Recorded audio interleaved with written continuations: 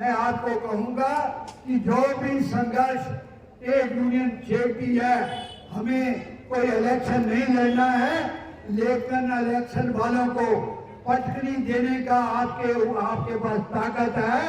हमने 24 के अंदर आप ये कसम खाएं कि 2024 के अंदर हम उस पार्टी को वोट देंगे जो हमारी पुरानी पेंशन को बहाल करेगा, जो 8वां पे कमीशन दिखाएगा, जो परमानेंट वेज रिव्यू कमेटी बनाएगा, जो महंगाई भत्ते की फ्रीज किस्तें उसको रिलीज करेगा, जो नाइट ड्यूटी अलाउंस पे लिमिट हटाएगा, जो नौजवानों के लिए रोजगार पैदा करेगा, हम उसको वोट देंगे। और किसी पार्टी को नहीं, कैंडिडेट जो अपनी पार्टी के अंदर इन बातों को लाएगा उसको वोट देंगे। अपने परिवार को, अपने साथियों को, अपने रिश्तेदारों को इस बात के ऊपर समझाइए, हवा में मत बहिए। आपके संघर्ष के लिए आपको आगे भी जो प्रोग्राम देंगे उसके लिए हम जो है स्ट्राइक का नोटिस देंगे। इस रेलवे को हर कोने में, देश के हर कोने के अंदर रेल का चक्का जाम करेंगे और ट्रांसपोर्ट रोड का चक्का जाम करेंगे, लेकिन आपके सहयोग की जरूरत है। जय हिंद, जय भारत।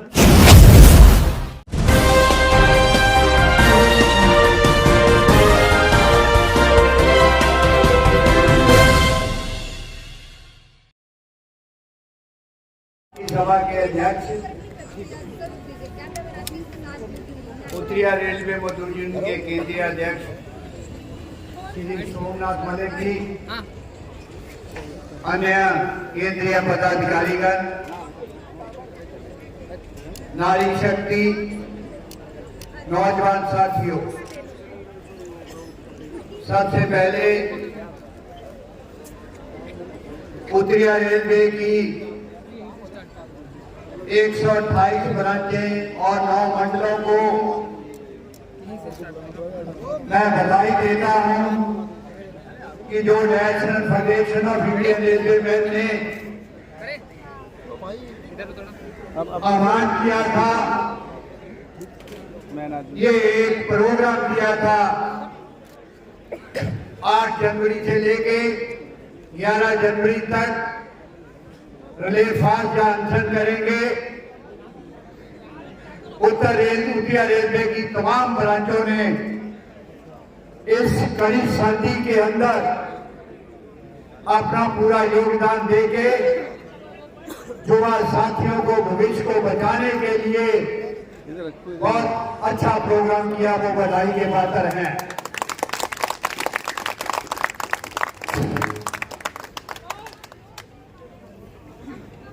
दोस्तों, भाषण से पहले मैं 2 शब्द बोलूंगा। हो चुका आगाज रण का युग बदलने की तैयारी है। इतिहास वही बनाएगा जिसका संघर्ष जारी है। जिंदाबाद, जिंदाबाद, जिंदाबाद, जिंदाबाद।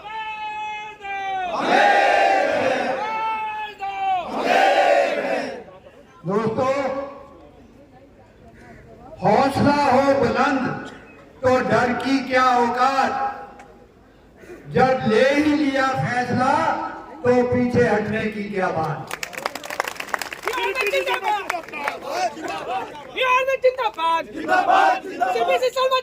दोस्तों,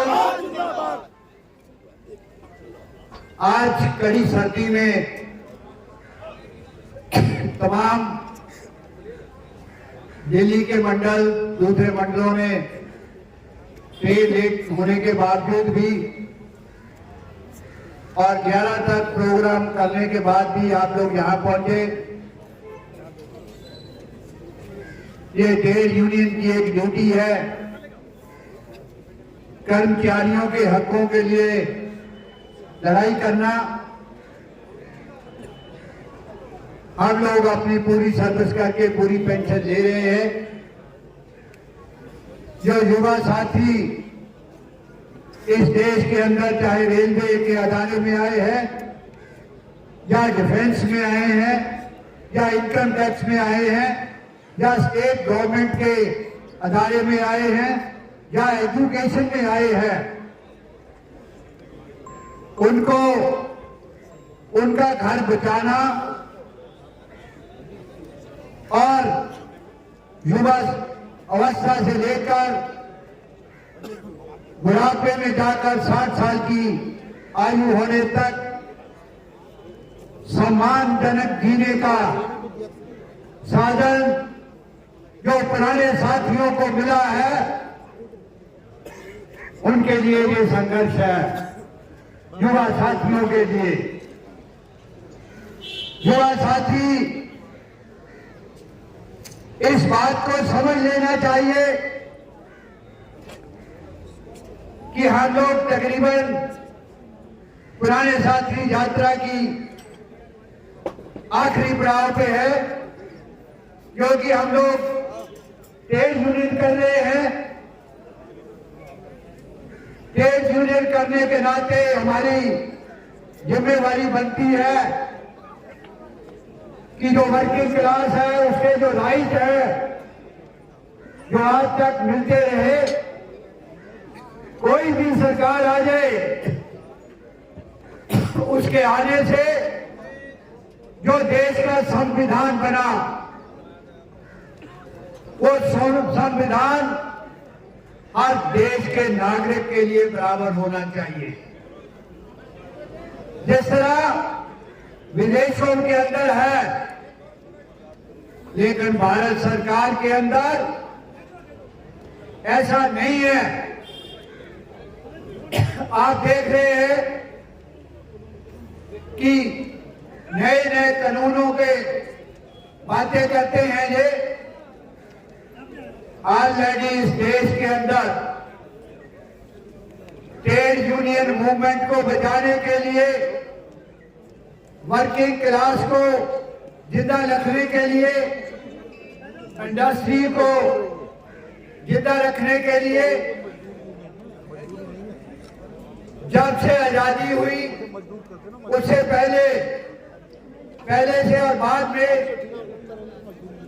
ये कोड बनाए, नियम बनाए।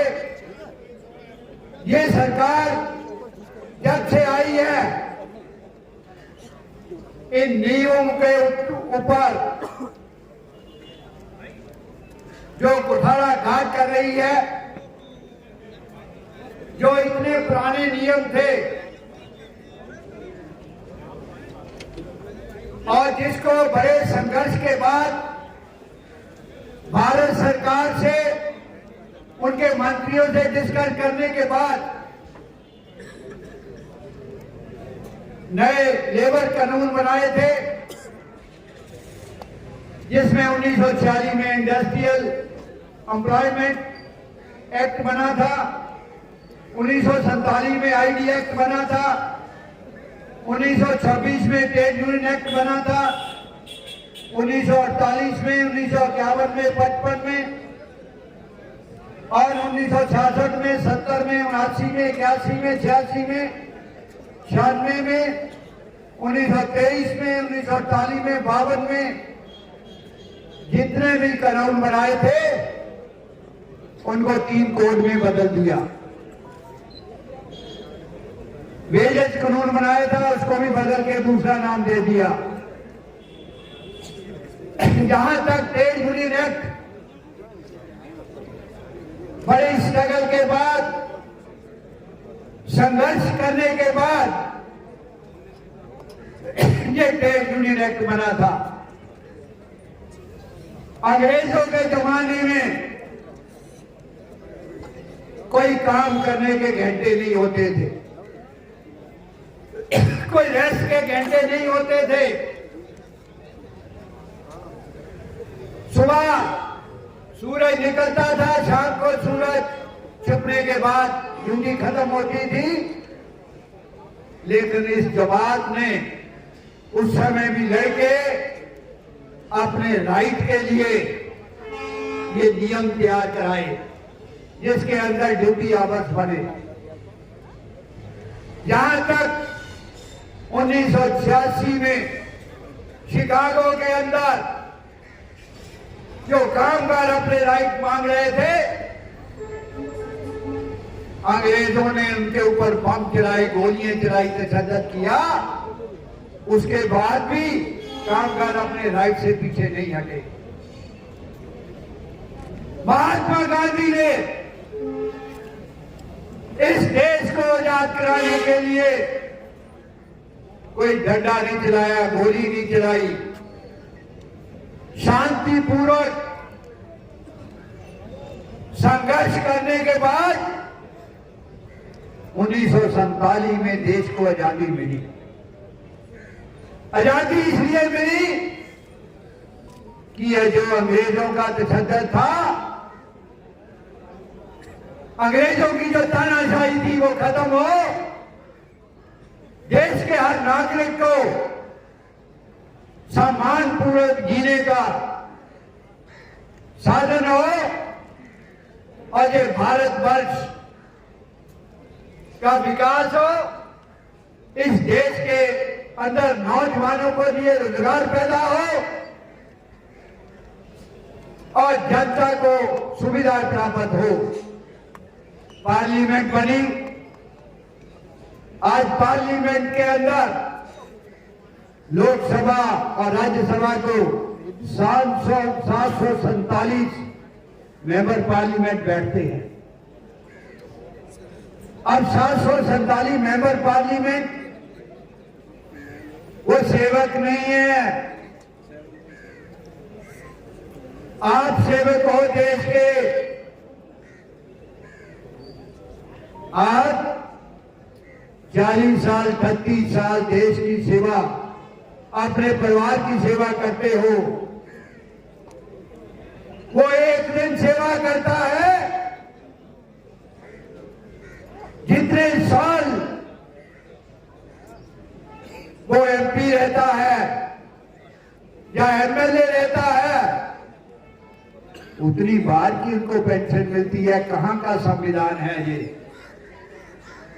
मैं पंजाब के चीफ मिनिस्टर को दाद देता हूं और उनका धन्यवाद करता हूं और उनको मुबारकबाद देता हूं कि वो ऐसा कानून लाया कि एक एमएलए को एक ही पेंशन मिलेगी। जो कुछ भी कहो, आप पार्टी ने जो बहुत अच्छा डिसीजन लिया। क्यों नहीं केंद्र सरकार ऐसा डिसीजन, ऐसा नियम लाती?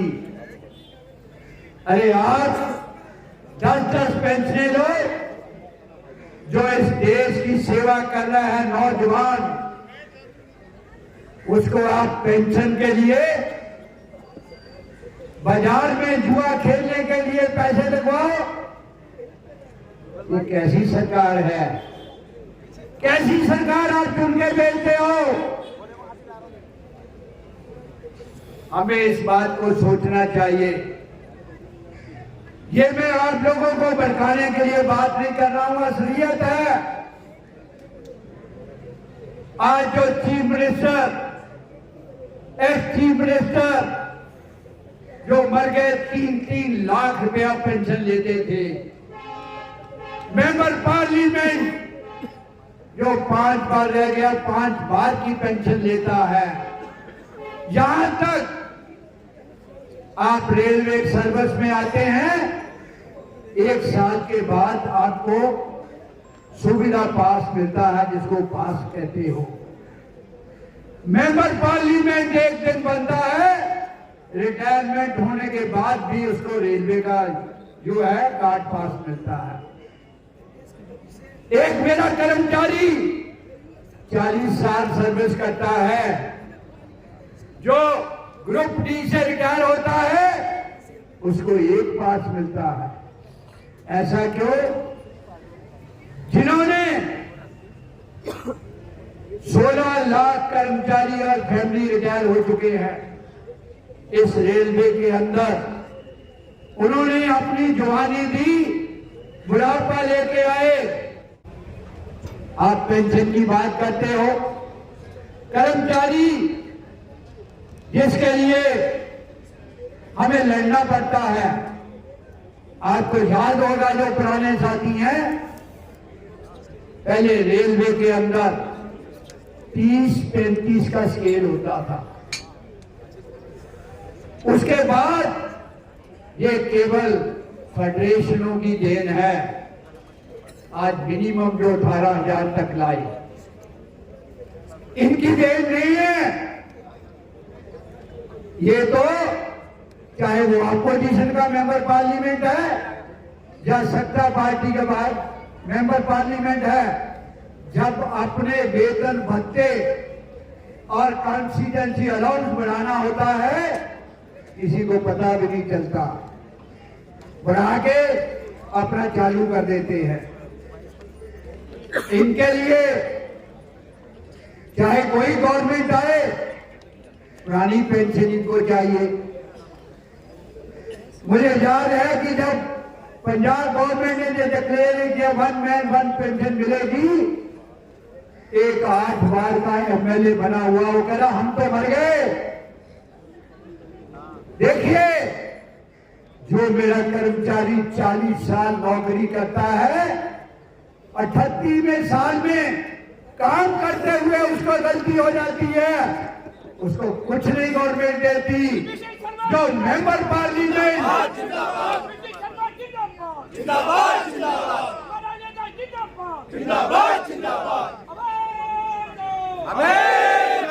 जो मेंबर पार्लियामेंट चाहे वो उसके ऊपर क्रिमिनल केस चलता हो, इतने भी केस चलते हो, उसके ऊपर कोई बात नहीं है, इलेक्शन लड़ने का बात नहीं है, पेंशन का बात नहीं है। हमारे साथी काम करते हुए किसी ड्राइवर साथी से, किसी टेक्नीशियन से गलती हो जाती है, 30 साल के बाद 30 साल तक की सर्विस का उसको कुछ नहीं मिलता। ये क्या आजादी है? खाली 747 लोगों के लिए आजादी है। मुझे ये बताए, इस देश का जो बड़ा नेता जो कहता मैं अकेला सब पे भारी, 5 करोड़ रुपया हर मेंबर पार्लियामेंट को जो आप डेवलपमेंट के लिए देते हो हर साल, कहां डेवलपमेंट होती है उसकी? किसी एरिया को ले लीजिए, कितनी डेवलपमेंट उन्होंने कराई, कितनी सड़कें बनाई, कितने पुराने ड्रेन जो है उनको ठीक कराया, कितनी इंडस्ट्री लगाई, कितना नौजवानों के लिए रोजगार पैदा किए, कितने एम्स खोले, कितने नए अस्पताल खोले, कितनी नई आईटीआई खोली, कितने कॉलेज खोले, कितने डैम बनाए, ये बताइए। ये सब वेस्टफुल है। ये सब जीएसटी लगा, इनकम टैक्स लगा, हमारा पैसा इकट्ठा करके हर पार्लियामेंट जब होती है करोड़ों रुपए के बिस्कुट और चाय पी जाते हैं। ये देश की आजादी है। इस आजादी को केवल मेंबर पार्लियामेंट और एमएलए के लिए नहीं है, ये गलती हमारी भी है। हम हवा में बैठे हैं, हम ये देखते हैं कि हमारी यूनियन इंटर को है, कांग्रेस को है, हमें कांग्रेस को वोट देनी चाहिए। क्यों? हम बीजेपी के हैं, हमें बीजेपी को वोट देनी चाहिए। हम समाजवादी पार्टी के हैं, हमें समाजवादी को वोट देनी चाहिए। क्यों वोट देनी चाहिए भाई? आप अपनी नौकरी करते हो, सुबह 6 बजे से कोई आता है, 2 बजे जाता है, रात को 12 बजे आता है, 8 बजे जाता है, सुबह 8 बजे आता है, 4 बजे जाता है, अपनी ड्यूटी करके उसकी मजदूरी आप देते हो। ये कुछ नहीं देते आपको, ये कुछ नहीं करते। उसके बाद भी हम क्या करते हैं, जब वोट का टाइम आता है, अभी आप देखिए ये मंदिर बनना बहुत अच्छी बात है, लेकिन अयोध्या में पुराना मंदिर बना हुआ है, ऐतिहासिक मंदिर बना हुआ है, उसको हमने सुधारा नहीं। जिस एक्चुअल जगह पे राम जी और उनका परिवार गया था, उसके अंदर तो हमने संशोधन नहीं किया। एक टेंट के अंदर एक फोटो रख के, आज 24 में इलेक्शन आ रहा है, सब पॉलिटिकल पार्टियां उसमें लगी हुई हैं। क्या मंदिर गुरुद्वारा मस्जिद बनने से लोगों को, नौजवान को रोजगार मिलेगा? ये एक साधु संतों का काम है जो अपना गृहस्थी जीवन छोड़ देते हैं, पूजा पाठ में लग जाते हैं, ये उनका काम है। ये पॉलिटिकल पार्टियों का काम नहीं है। पॉलिटिकल पार्टियों का काम है इस देश के अंदर नौजवानों के लिए रोजगार पैदा करना, इस देश के अंदर इंडस्ट्री लगाना, इस देश की सुविधा में ये कह रहे हैं स्टेशन डेवलपमेंट करा रहे, करोड़ों रुपया सेंक्शन हो रहा है। अब हमारे उच्च नेता कहते हैं ना मैं खाऊंगा ना खाने दूंगा। ये डेवलपमेंट के रास्ते से कितना कमीशन जा रहा है नेताजी, इसको देखो। आपको बाकी चीजों का पता, इसका भी पता होना चाहिए। स्टेशन को तोड़ के डेवलपमेंट करने की जरूरत नहीं है। स्टेशनों के ऊपर लोगों को सुविधा की जरूरत है। देश के अंदर और रेलवे लाइनों की जरूरत है। देश के अंदर नई गाड़ियां चलाने की जरूरत है। देश के अंदर और गुड्स गाड़ियां चलाने की जरूरत है, जिससे देश की इकोनॉमी बढ़े, देश के अंदर पैसा जुड़े। रोजगार का एक नया सिस्टम हमारे मंत्रियों ने चालू कर दिया। कंपेशनर ग्राउंड की अपॉइंटमेंट होनी है। स्टेट गवर्नमेंट में कोई जगह खाली है, उसकी भर्ती के लिए कह रहे रोजगार मेला लगेगा। अरे भाई, नए रोजगार पैदा करके दिखाओ। आपने सोनीपत के अंदर एक कारखाना लगाया, आप बता दीजिए, रेल मंत्री बता दे, एक भी पोस्ट सेंक्शन नहीं की। क्या रोजगार दिया आपने? केवल पॉलिटिकल लीडर जो है वो चाहते हैं कि इंडस्ट्री लग जाए। आपने इस देश के अंदर रेलवे को 9 जोन बहुत अच्छी तरह चला देंगे। आपने 17 जोन बना दिए। किस काम के लिए बनाए? इससे क्या हुआ? क्या फायदा रेलवे का हुआ? क्या देश को फायदा हुआ? कितनी ऑपरेटिंग रेशो उस पर आपका कंट्रोल बढ़ा? केवल अधिकारी बढ़े, कर्मचारी नहीं बढ़े। ये है देश का संविधान। इस तरह इस देश को चलाने के लिए जब भी कोई इलेक्शन आता है, ये जुमलेबाजी से आप लोगों को, हम लोगों को बेवकूफ हम बनते हैं। इस बात को सोचिए, अगर 15 लाख रेलवे कर्मचारी, रिटायर्ड कर्मचारी, टोटल 44 लाख जो रिटायर्ड कर्मचारी इस देश को ये सोच ले, उनका परिवार सोच ले, कोई गवर्नमेंट हो हम उसको उखाड़ के फेंक देंगे। आपकी ताकत है, अपनी ताकत को समझिए। कोई भी पॉलिटिकल लीडर हो, चाहे कांग्रेस का हो चाहे दूसरे का हो, वोट हम उसको देंगे जो नौजवानों को भविष्य के लिए रोजगार पैदा करे, जो कामगार है, नौजवान आए, उनके लिए पुरानी पेंशन का साधन, पुरानी पेंशन को बहाल करे। महंगाई भत्ते को आप देख लीजिए। ये कहते 60 साल कांग्रेस गवर्नमेंट रही, उसने कुछ नहीं किया। 60 साल के अंदर चाहे चाइना ने अटैक किया हो, पाकिस्तान ने अटैक किया हो, देश के अंदर बाढ़ आई हो, देश के अंदर सूखा पड़ा हो, कभी भी महंगाई भत्ते की किस्त फ्रीज नहीं हुई थी, नहीं रुकी थी। ये इतिहास है। ये गवर्नमेंट आई, कोरोना के नाम पे जो फार्मूला बना हुआ है, ये फार्मूला आपने नहीं बनाया। National federation of Indian railwaymen ने कसूर खून पसीना देकर, गवर्नमेंट से लड़कर, संघर्ष करके महंगाई भत्ते का फार्मूला बनाया, जिसको गवर्नमेंट ने अप्रूव किया, पार्लियामेंट ने अप्रूव किया। आप कैसे उसको फ्रीज कर सकते हो? आपने पार्लियामेंट मेंबर, एमएलए की किस्तें, उनका महंगाई भत्ता क्यों नहीं फ्रीज किया? वो क्या लगते हैं आपके? क्योंकि आप उसके अंदर हैं, इसलिए आप उसको झटका दे रहे हो। पीसी शर्मा जिंदाबाद, जिंदाबाद जिंदाबाद, पीसी शर्मा जिंदाबाद, जिंदाबाद जिंदाबाद, युवा रेमो जिंदाबाद, जिंदाबाद जिंदाबाद, एमएफआईआर जिंदाबाद, पीसी शर्मा संघर्ष करो, हम तुम्हारे साथ हैं। शर्मा जी चलेगी नहीं चलेगी मोदी तेरी तानाशाही नहीं चलेगी नहीं चलेगी मोदी तेरी तानाशाही नहीं चलेगी नहीं चलेगी मोदी तेरी तानाशाही नहीं चलेगी नहीं चलेगी। दूसरी तरफ हम रोजगार की बातें कर रहे हैं। डिफेंस के अंदर कभी भी ये नहीं हुआ था कि 5 साल की नौकरी दे दो। अब नया नाम देके नौजवानों को 5 साल के लिए क्रांतिवीर शायद नाम दिया उनको, अग्निवीर का नाम देके 5 साल के लिए डिफेंस में भर्ती करेंगे, एमुनेशन चलाना सिखाएंगे। 5 साल के बाद कहेंगे अपने घर चले जाओ। अब रेलवे में भी ऐसा करेंगे ये, क्योंकि इनका मंशा है रेल बेच दी, रेल बेच दी, MTL बेच दी, LIC बेच दी, एयरपोर्ट बेच दिया।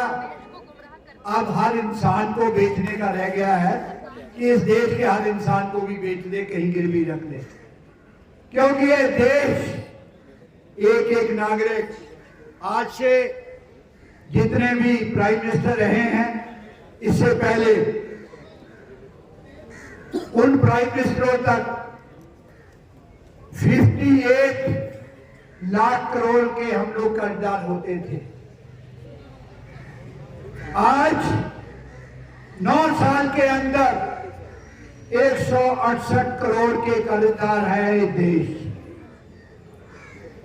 ये इस देश के अंदर फ्रांसीसी कंपनी आई थी अपना रोजगार करने के लिए।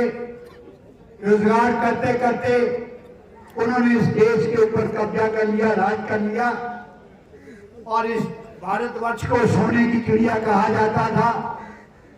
जितना इसके अंदर पैसा था, जो कच्चा माल था वो ले जा सकते थे, ले गए। अंत में गांधी जी को संघर्ष करके उनको इस देश से निकालना पड़ा। आज फिर उसी तरह का माहौल बन रहा है। इस माहौल के अंदर कुछ लोगों को एयरपोर्ट दे दिए, रेलवे की जितनी जमीन है वो दे दिए, रेलवे की जो अच्छी जमीन पे क्वार्टर बने हुए हैं उनको गिराकर उन पे होटल बनाने के लिए मंत्रियों के रिश्तेदार को दे दिए, और सैनिक बनाने के लिए दे दिए। फूड ग्रेन ऑलरेडी पहले काफी है, 13 कारपोरेशन बना दी इन्होंने रेलवे के अंदर प्राइवेट करने के लिए। और इस तरह का काम करते के इस देश के अंदर बंधुआ मजदूर बनाना चाहते हैं। हर कर्मचारी बंधुआ मजदूर बना के किसी को 5,000, 7,000, 10,000 रुपया तनख्वाह देना चाहते हैं। तो आप हमें इस बात को समझना चाहिए कि हम किस ओर जा रहे हैं। इस देश के अंदर मैं कहना चाहता हूं, मैं कोई इलेक्शन नहीं लड़ना, कि हमें जब तक इस देश के अंदर रली मिली गवर्नमेंट रहेगी, कोलेशन गवर्नमेंट रहेगी, तब तक कामगारों को कुछ ना कुछ मिलता रहेगा। आपको याद होगा PLB बोनस 79 में कैसे मिला। कोलेशन गवर्नमेंट थी, चरण सिंह उस समय प्राइम मिनिस्टर होते थे, चरण सिंह जी। इस तरह का रहेगा अगर 300 सीटों पे आप एक पार्टी को जिताओगे, ये आप लोगों का बहुत बुरा हाल करेगी, आपको भीख मांगने पे लगा देगी। खुद ये अपना कैसे ऐसे आवाज में रहते हैं, खुद ऐसे लाभ पे रहते हैं। इनको भी हर बार एक आदमी को जिताना भी ठीक नहीं, इनको भी बदलना चाहिए। और मैं ये कहूंगा आपको कि आपने अगर नई पेंशन स्कीम को रद्द कराना है, पुरानी पेंशन स्कीम को लाना है, हमें जी जान से संघर्ष करना पड़ेगा। हमें रेल का चक्का जाम करना पड़ेगा, हमें पार्लियामेंट को जाम करना पड़ेगा, हमें रोड ट्रांसपोर्ट को जाम करना पड़ेगा। इस देश को अगर बचाना है, रेलवे के कर्मचारियों को बचाना है, स्टेट गवर्नमेंट के कर्मचारियों को बचाना है, तो हमें संघर्ष करना पड़ेगा। जैसा अंग्रेजों के साथ हमने संघर्ष किया, उसी तरह का संघर्ष आना पड़ेगा। इनकी तानाशाही से हमें डरना नहीं चाहिए। इंसान जो इस देश के अंदर पैदा हुआ है, जिंदगी में हमने एक बार मरना है, मरने से डरना नहीं चाहिए। हम मरेंगे तो आपको भी नहीं छोड़ेंगे। चलो जो मरा है जो तरीका हमें अपनाना पड़ेगा।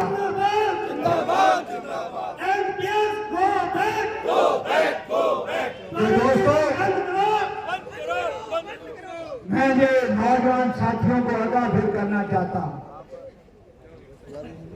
कि अगर आपने संघर्ष में हाथ छोड़ा, पीछे भागे, अगर आप सोचते रहे कुछ लड़ रहे हैं जो उनको मिलेगा हमें मिलेगा, तो मिलना नहीं है कुछ भी। जब तक एकजुट होके हम इस लड़ाई को नहीं लड़ेंगे। एक नौजवान साथी को, रनिंग के साथी भी बैठे, मैंने पहले भी बताया कि जो सेटलमेंट रिटायरमेंट पे रनिंग के साथियों को मिलता है, जो जनवरी 2004 के बाद आए हैं, वो मिलने वाला नहीं है।